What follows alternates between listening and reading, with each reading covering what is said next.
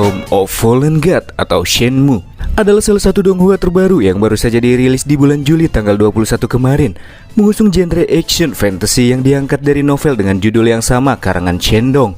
Donghua ini sendiri digarap di studio Roshan dan Wondercat Animation yang didistribusikan melalui salah satu platform besar di Cina yaitu Youku. Jadi sepertinya untuk membuat alur ceritanya agak rawan ya. Sedikit sinopsis. Shenmue mengisahkan tentang sebuah makam misterius yang sudah berdiri semenjak peradaban kuno, di mana makam tersebut dikelilingi dengan batu nisan raksasa yang terlihat mencolok. Namun pada suatu ketika secara tiba-tiba muncul seorang pemuda yang muncul dari makam tersebut. Siapakah pria yang baru saja sebutkan? Mengapa pula dirinya dimakamkan di kuburan misterius tersebut? Daripada semakin penasaran, mari kita bahas ceritanya di sini.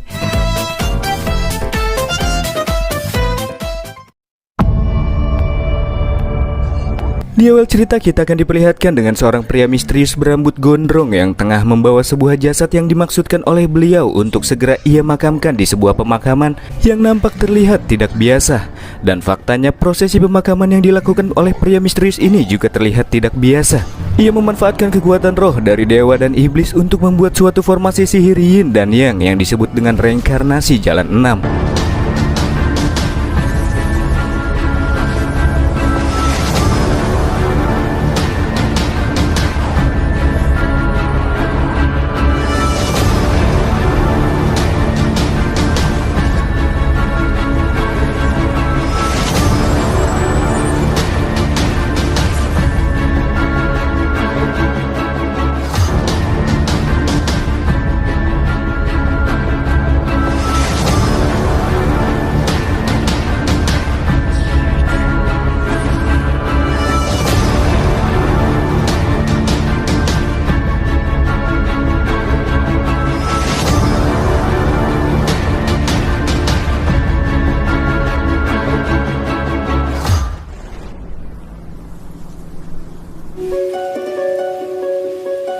Cerita pun berlanjut ke sebuah benua yang masih belum diketahui namanya, yang berlokasi di sebuah hutan dengan terlihatnya seekor naga mungil yang tengah diburu oleh dua orang manusia. Demi menghindari sergapan dari kedua orang tersebut, naga mungil ini pun melakukan berbagai cara agar dirinya tidak tertangkap, entah itu menghindar, menyerang, ataupun menunjukkan sisi kawainya kepada mereka agar nyawanya bisa terselamatkan.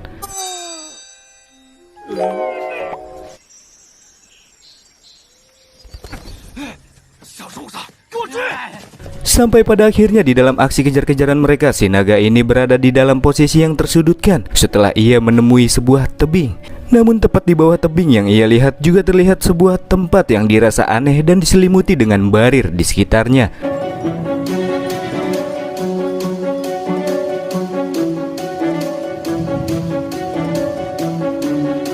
Dalam posisi yang tersudutkan di mana tak ada lagi jalan untuk dapat melarikan diri lagi, dan dia sudah terdesak oleh kedua pemburu. Tanpa sengaja si naga mungil pun tergelincir dan terperosok ke bawah tebing. Namun ia tidak langsung terjatuh ke bawah permukaan sebab terdapat barir yang menghalau sekitar area. Tapi di saat itu pula terjadi sebuah insiden yang tak mengenakan, dan itu disadari oleh kedua orang pemburu ini, di mana langit-langit yang sebelumnya cerah secara perlahan mulai berubah menjadi kelabu. Matahari yang bersinar di siang hari seakan-akan mulai dilahap oleh awan mendung yang mengepul di langit. Hal itu diikuti dengan munculnya kilatan petir yang dengan cepat menyambar ke arah barir, dan barir yang menyelimuti area tersebut seketika lenyap dan menghilang begitu saja. Dan si naga mungil pun berhasil escape dari kejaran para pemburu. Dilanjutkan dengan munculnya gerhana yang juga membuat kedua pemburu itu merasa ngeri dan lantas meninggalkan lokasi tersebut secepat mungkin.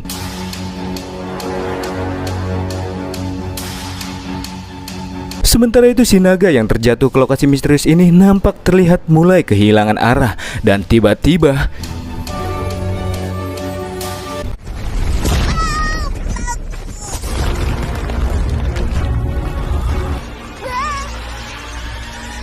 dari bawah permukaan muncul sesosok pria muda gondrong, dekil, amburadul. Dan inilah sosok main karakter dari series cerita ini. Beliau bernama Shannon. Setelah Shannon bangkit, gerhana juga menghilang dengan cepat, dan dirinya juga kembali mengingat secari kisah masa lalunya. Tapi yang sangat beliau ingat, jelas-jelas ia sudah wafat. Tapi mengapa sekarang ia bisa kembali hidup? Itulah yang membuatnya semakin heran.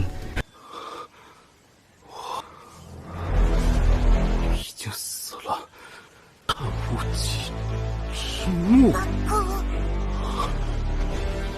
纵横三界的掌门凯撒之墓，一方魔法师纳斯之墓。 Dan setelah sesaat melihat-lihat sekeliling tempat di mana dirinya dibangkitkan, ia pun menyadari bahwasannya batuan-batuan yang berada di sekitarnya merupakan sebuah batu nisan, yang artinya tempat ini adalah sebuah makam. Tetapi makam-makam tersebut bukanlah makam sembarangan, karena itu semua adalah makam dari para dewa dan iblis kuno yang berasal dari segala penjuru benua, dan mereka telah wafat. Shannon semakin dibuat heran, sebenarnya ada apa dengan dunia tersebut? Karena para dewa mati dan iblis mengalami kepunahan. Dan yang paling penting, kenapa dia masih hidup? Pertanyaan itulah yang kini menghantui pikirannya. Si naga yang sebelumnya bersembunyi karena kemunculan Shannon yang aneh mulai merasa ngeri dan berniat untuk kabur. Tapi...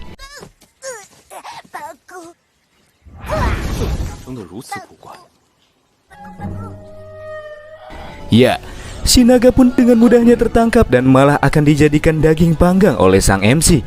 Dan sebelum ia terpanggang oleh nyalanya bara api, naga ini pun menangis dan setetes air matanya tidak sengaja terlempar tepat ke dalam mulut Shannon. Dan tiba-tiba saja Shannon mendengar suara minta ampun, yang nyatanya suara tersebut berasal dari si naga. Kini Shannon bisa berkomunikasi dengan si naga. Alasannya dikarenakan ia sudah menelan setetes air mata si naga sebelumnya, sehingga dirinya kini dapat mengerti dan berbicara dengan naga mungil ini. Karena Shannon masih terlalu asing dengan benua yang saat ini ia pijaki, ia pun tidak jadi menyantap si naga dan akan menanyakan beberapa informasi yang terkait dengan dunia yang aneh ini. Ia juga bertanya berapakah jarak yang mesti ia tempuh untuk bisa pergi ke ibu kota Huayang. Dan si naga pun memberitahukan bahwa ibu kota Huayang beserta negaranya telah menghilang 10.000 tahun yang lalu.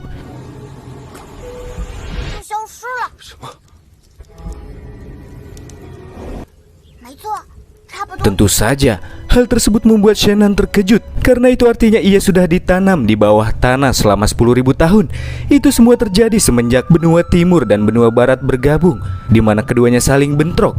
Dan dari bentrokan tersebut banyak pula negara-negara kuno menghilang sekaligus, termasuk negara Huayang yang ditanyakan Shannon sebelumnya. Dan setelah bentrokan tersebut terjadi, kedua benua pun bergabung menjadi satu yang kini disebut dengan benua Tianyuan. Dan selesai Shannon mengetahui fakta tersebut, ia pun hanya terdiam dan kembali mengingat sedikit kisah masa lalunya, di mana Shannon sedang mencoba meraih seorang wanita bernama Yushin, yang kemungkinan besar wanita ini adalah kekasihnya.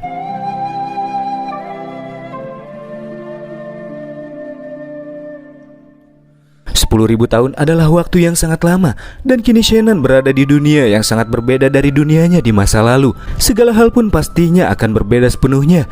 Ia merasa bahwa dirinya adalah kehidupan yang menyimpang dari sejarah, yang artinya dirinya telah ditinggalkan oleh sejarah di masa lalunya.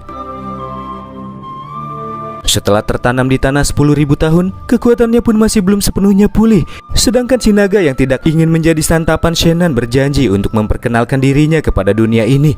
Si naga mungil pun sadar apabila Shannon adalah orang asing yang tidak biasa, dan bahkan ia bisa keluar masuk makam para dewa dan iblis. Dan itulah nama dari makam misterius ini. Dikatakan bahwa makam para dewa dan iblis merupakan reruntuhan peradaban kuno. Namun hanya segelintir orang saja yang mengetahui kebenaran mendalam akan makam tersebut. Itu semakin membuat Shannon berpikir keras, mengapa ia bisa dimakamkan di tempat ini? Apakah hanya demi mengetahui seluk-beluk makam para dewa dan iblis dan menguak segala misteri yang terdapat di dalamnya? Tak lama setelahnya nampak terlihat seekor naga yang terbang mengudara. Makhluk botak tertutup sisik, sangat jelek sekali makhluk itu, ungkapnya. Si naga mungil pun memberitahukan bahwa naga raksasa yang barusan lewat juga berasal dari sukunya, yang mampu terbang dengan kecepatan ribuan mil per jam. Itu sangat cepat. Tapi tiba-tiba saja muncul sebuah tangan yang lebih raksasa dan langsung mencengkram naga raksasa tersebut. Dan itu adalah raksasa kuno legendaris. Itulah yang membuat sangat sulit untuk dapat bertahan hidup di dunia ini bagi seseorang yang tidak memiliki kemampuan. Si naga pun kemudian memperkenalkan diri, dan dia bernama Dongdong. Dan karena Dongdong merasa pertemuan di antara mereka merupakan sebuah takdir, ia pun mengajak Shannon untuk bekerja sama satu sama lain. Shannon yang masih asing dengan benua ini pun sepakat. Dan dari sinilah awal mula dari petualangan-petualangan mendebarkan selanjutnya yang akan dilalui oleh keduanya bersama.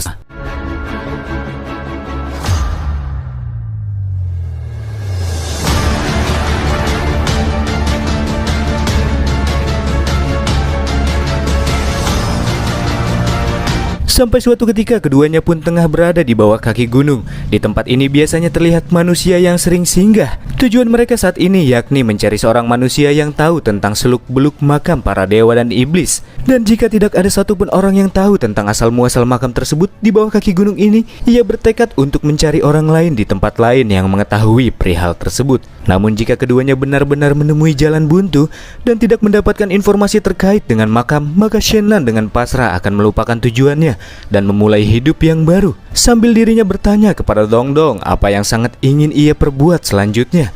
Dongdong pun menjawab, makan sepuasnya di seluruh dunia. Oke, jadi kalau begitu Shennan akan membawanya keliling dunia dan makan sepuasnya di seluruh dunia. Perkataan Shennan sangat membuat Dongdong semakin bersemangat. Saking semangatnya, Dongdong lagi-lagi tergelincir di bebatuan. Tapi untunglah Shennan dengan sigap langsung menolongnya. Tapi karena naga mungil ini tubuhnya terlalu berat, keduanya pun malah terjatuh secara bersamaan ke bawah air terjun. Di bawah air terjun sendiri nampak terlihat seorang wanita yang sedang mandi dan sialnya, Shennan jatuh tepat di atas wanita tersebut dan terjadilah slow-mo. Sial. Setelah 10.000 tahun, pertemuan pertamanya dengan seorang wanita malah terlihat sangat memalukan, pikirnya. Ya, dia pun sudah bisa menebak apa yang akan dilakukan wanita ini kepadanya nanti. Setelah mereka berdua masuk ke dalam air, Shennan langsung merasakan kemarahan yang besar dari wanita ini. Itu sangat terlihat jelas hanya dengan melihat dari raut wajahnya saja. Tentu, kesalahpahaman ini akan sangat sulit untuk diredam. Tapi sialnya lagi, Dongdong malah terjatuh tepat di ubun-ubunnya. Itu malah membuat situasi semakin parah dan keduanya pun langsung dihempaskan ke permukaan oleh wanita tersebut dengan melayangkan energi internal prajurit timur yang cukup kuat.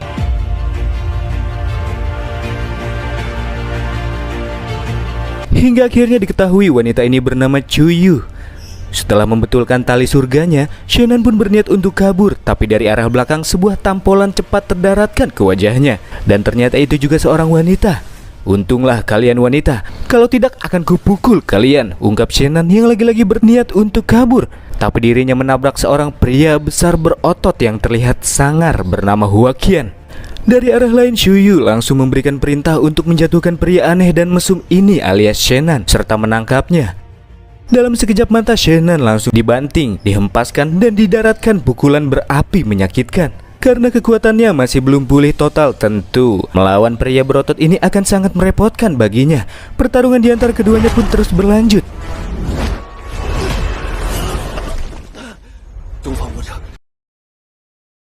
Di sisi lain, Chuyu yang menyaksikan jalannya pertarungan melihat bahwa si mesum ini cukup tangguh karena ia mampu menahan 2 pukulan dari pria berotot. Oleh karena itulah, ia juga mengerahkan wanita pengawal ini untuk ikut campur tangan ke dalam pertarungan. Sedangkan Dongdong yang terhempaskan tersangkut di antara cabang pohon dan masih terus mencoba melepaskan diri. Tapi ia bisa terlepas setelah Shennan dihempaskan ke pohon tersebut oleh Huaqian, yang diikuti dengan munculnya wanita pengawal bernama Yuxia yang kemudian ikut join ke dalam pertarungan. Wanita ini juga memiliki atribut es dan mampu mengeluarkan sihir es tingkat tinggi. Setelah seseorang menyentuh gelembung-gelembung es ini, maka dia akan langsung membeku secara instan. Contohnya, si Dongdong yang gokil ini. Dia malah dengan sengaja menyentuh gelembung es yang lewat. Alhasil, tubuhnya pun langsung membeku sepenuhnya.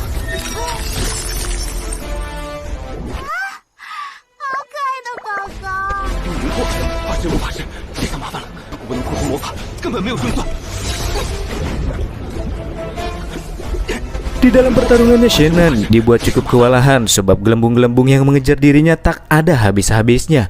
Dan jika tidak menemukan titik kelemahan dari sihir ini, maka takkan ada harapan baginya untuk menang. Hingga akhirnya Shennan menemukan sebuah cara untuk menangkal sihir menyulitkan tersebut. Bukan hanya itu saja, ia juga mendapatkan sebuah ide brilian di mana dirinya memanfaatkan gelembung tersebut. Dan setelah gelembung-gelembung itu dekat dengan Huaqian, dengan melepaskan energinya, Shennan langsung memantulkan salah satu dari gelembung sehingga Huaqian lah yang harus membeku. Satu orang kini sudah dilumpuhkan.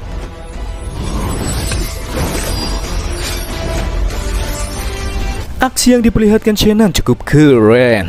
Chuyu tidak menyangka apabila pria yang ia panggil dengan si mesum ini mempunyai kemampuan yang cukup hebat. Oleh karena itulah, dia menyuruh pengawalnya untuk melihat saja. Dan si Tuan Putri inilah yang akan turun tangan secara langsung untuk menghadapi si mesum.